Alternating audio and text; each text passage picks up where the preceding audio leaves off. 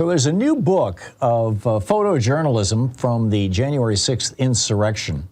It's titled Insurrection by the American Superhero Project and photojournalist Nate Gowdy. NateGowdy.com is his website, NateGowdy. Nate Gowdy is also his Twitter handle. And he's also on the line with us right now. Nate, welcome back. Welcome to the program. Tell us about, first of all, the book. Give us a quick overview of it. Yeah, Tom, first of all, thanks for having me on. I listen to you on my way into my photo studio almost daily. So, thank you. But the book, I'm surprised. It's to date, it's the only book visually chronicling the events of the attack on the U.S. Capitol. And my first edition softcover sold out.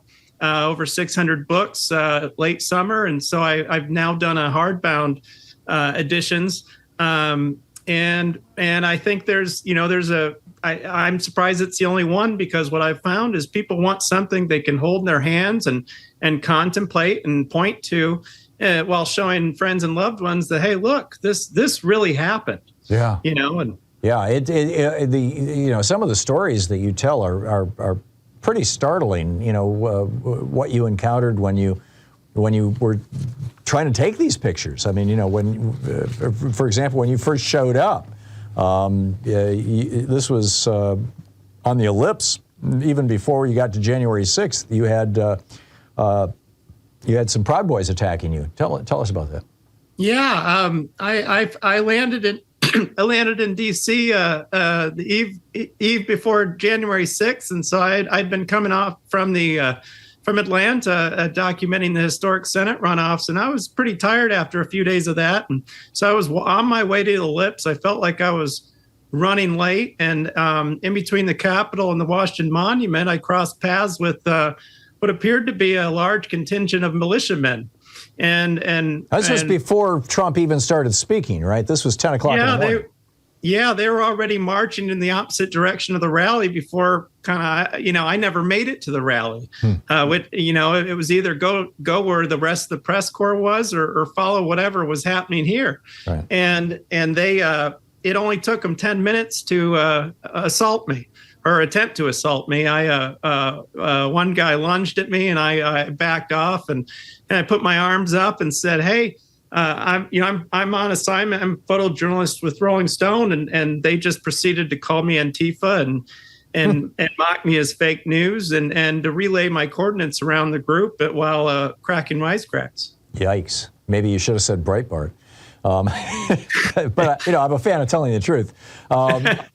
So when you got to the Capitol building, well, first of all, I think it's amazing that at 10 o'clock in the morning, the Proud Boys were assembling to attack the Capitol, completely independent of Trump and his rally and all that stuff.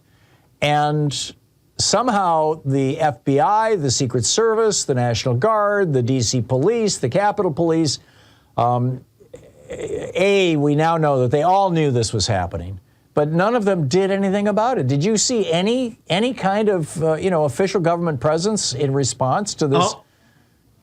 Leading up to noon, when they broke for lunch at a bunch of food stands lined up along Constitution Avenue, a few blocks from the Capitol, I only saw the only security presence I identified all morning were just 10 U.S. Capitol Police casually suiting up in riot gear, and I just couldn't believe it, because here this was the same in Washington D.C. and at the height of the George Floyd anti-police brutality and racial justice protests, they had fortified the nation's capital with 5,000 troops. Right. Well, that was black people. This was a bunch of middle-class white people. So presumably they figured there would be no violence. I mean, is it that? Do you think it's that simple?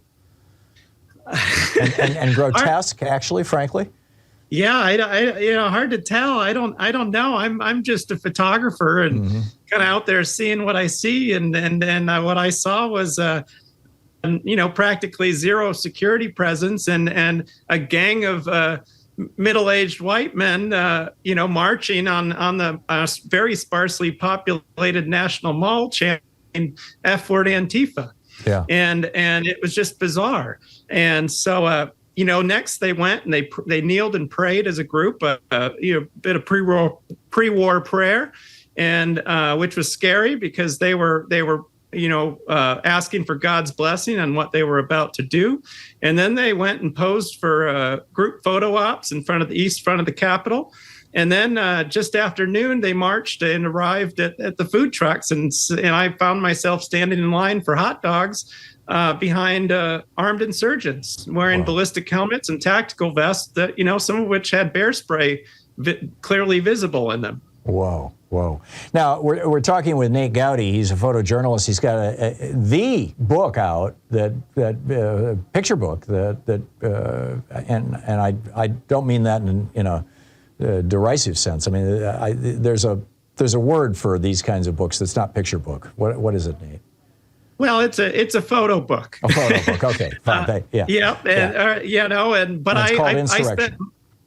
I spent months, basically the photos, there's 124 of my images from that day, from beginning to end. I was the first non-embedded photojournalist trailing them, which was why it was so scary when they first attacked me. And then I lost my train of thought, Tom. That's okay. That's quite all right. So you were also you went to Santa Fe, New Mexico, and testified in the only case where a judge or jury, and you'll have to tell me which it was, has concluded that an elected official would be disqualified from office under the 14th Amendment because they participated in an insurrection. Can you tell us about that? Yeah, I'm very proud that these photos have been used to hold people accountable. The FBI came to my photo studio here in Seattle and have used them for their most wanted list, to find insurrectionists. But then in August of 2022, I was the eyewitness in this landmark 2-day trial in Santa Fe, in which the defendant, Couey Griffin, who is known as his Cowboys for Trump founder, whose claim to fame was President Trump retweeting him when he said that the only good Democrat is a dead Democrat. Well, he also happens to be an Otero County, New Mexico commissioner. And so basically this was the first time since 1869 that a court has determined someone to be an insurrectionist who's unfit to hold office. Mm-hmm. And so this is rough precedent, to try other insurrectionists in office. And it was also the first time that January 6th has been determined to be an insurrection in a court of law. Yeah, which is a pretty remarkable thing. It's just absolutely breathtaking. What we're going to hit a break here in a minute, but what's the main message that you would want to share with people, or that you think that we're talking with Nate Gowdy, his new book is Insurrection, a photo book of January 6th, that you want people to know about? These are scary times, and I think we all need to look at what happened that day and know that it really happened. What solidified my resolve to make this book was a partner at the time's meeting her parents, and when I mentioned insurrection, they yelled and made a scene in a restaurant at dinner time. Her father went, "What insurrection?" And really? And it devolved from there, and it's a much longer story. But basically, I was like, well, it's the literal definition of insurrection, and I'm going to do a book, and I'm going to show it because I have photos. That's remarkable. That's absolutely remarkable. Nate Gowdy is the author, or the photojournalist, and the new book is called Insurrection, and I have that right, Nate? You sure do. Yeah. Okay. It's called Insurrection, and available at my website. Yeah, and which is Nate Gowdy, NateGowdy.com, or on Twitter, Nate Gowdy. Nate, thanks so much for dropping by. It's great meeting you. Thank you. Thank you. What a pleasure. Yeah, thank you, Tom. It's 15 minutes past the hour. This is the Thom Hartmann Program. So how the Senate could fill more judgeships, I'll tell you about that in just a moment. Rush Feingold has some thoughts, and I'll pick up your phone calls. Stick around.